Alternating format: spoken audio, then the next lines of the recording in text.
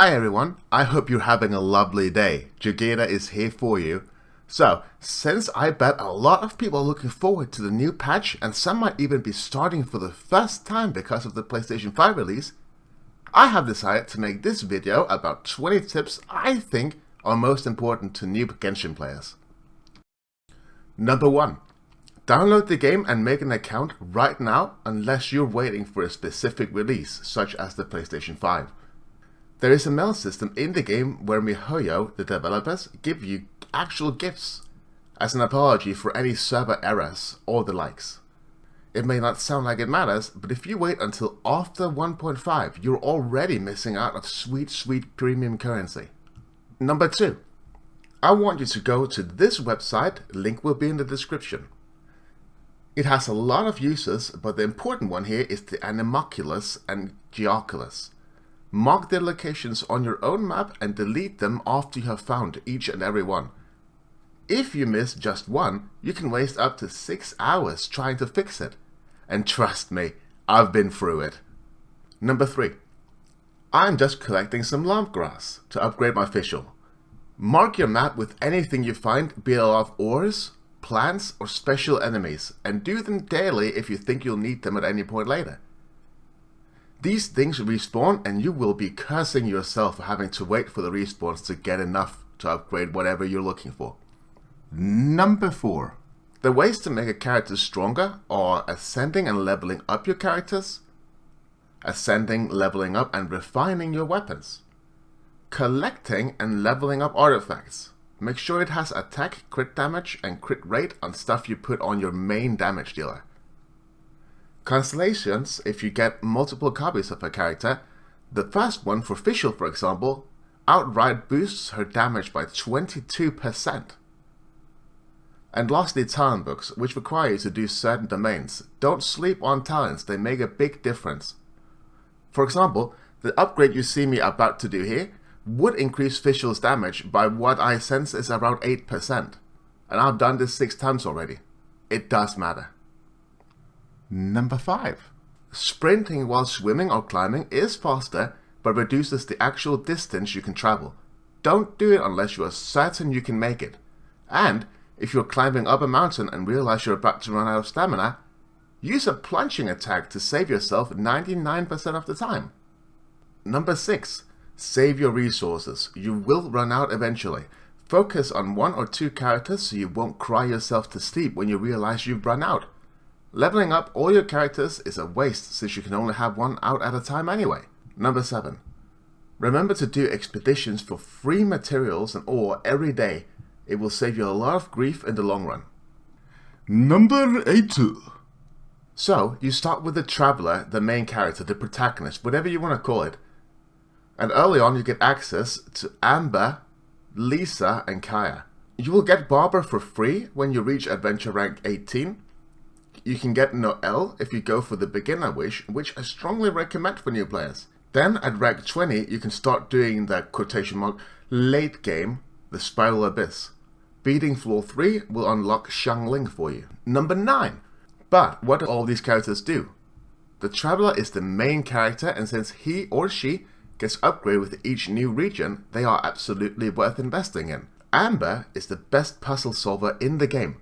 Most people consider her really bad, but you should always have her on your team for the sake of doing those pesky puzzles. Otherwise, you will be spending a lot of time in the menus to bring her out constantly anyway.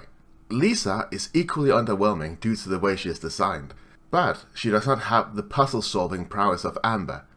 Her elemental burst is pretty decent however.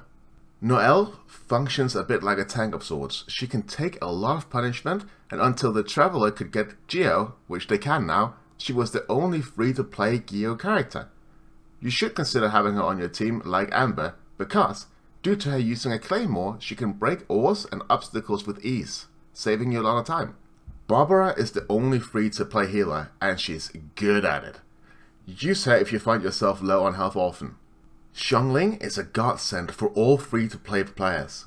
Use her if you did not get lucky through the gacha system. She is just a really good character, even on the same level as other 4-star characters on banners. A preferable team for a free-to-play player would be to have Xiangling as your main damage dealer, Barbara for healing, Noelle for, ore destruction, and then whichever you prefer for elemental shenanigans. And that would probably be Amber for the puzzles. Number 10. Don't waste your food. You can heal up at a Shrine of the Seven. You can heal by using Barbara, and if you're a fan of optimal efficiency, wait for a character to be low health before leveling them up, because leveling up restores their health as well. Number 11. Save your Primo Gems for a banner that has characters you really want and then go ham on it. You will not be able to get every character without selling your house, car and your soul. So focus on the ones you want. Number 12. Spend your Stardust on extra summons through Paimon's bargains in the shop. These equal heavily discounted chances to summon on the banners. They refresh every month and are a top priority to remember. If you stack up on these in any meaningful amount, you will have a good chance to get that one character you want when that banner appears. Number 13. If you want to spend money, spend on this. Blessing of the Belkin Moon. For 5 USD, that's American dollars, you get 3,000 Primo Gems total over a duration. This is the best value for your money you will find in the game. Number 14. Bring the right element to every fight. Every enemy has a weakness. Pyro is weak to Hydra, for example. Notice that this enemy's shields break the instant I throw Barbara at it, even though Fischl is my main damage dealer. Number 15.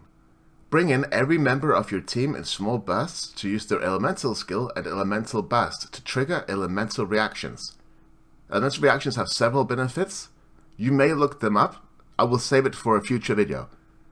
Then, swap back to your main damage dealer again.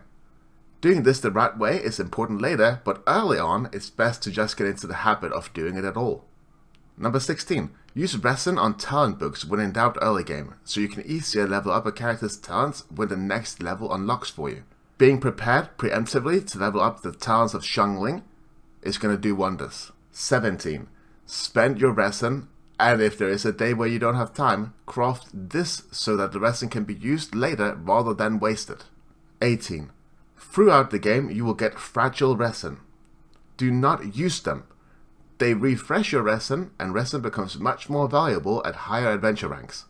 I suggest saving it until you hit adventure rank 40 and can start hunting down those lovely, sweet 5-star artifacts. Number 19. Do your daily commissions. 100 push-ups, 100 sit-ups, 100 squats, then a 10-kilometer run every single day. Remember to eat 3 meals a day? Just a banana for breakfast is okay. Do not use the air conditioner or the radiator, so you may strengthen your mind. And finally, the most important one, number 20. So if you want to get the best out of Genshin and really make progress, subscribe to this YouTube channel. If you guys like the video, I promise to have more Genshin content out for you in the future. Thank you so much for watching. I hope you enjoyed.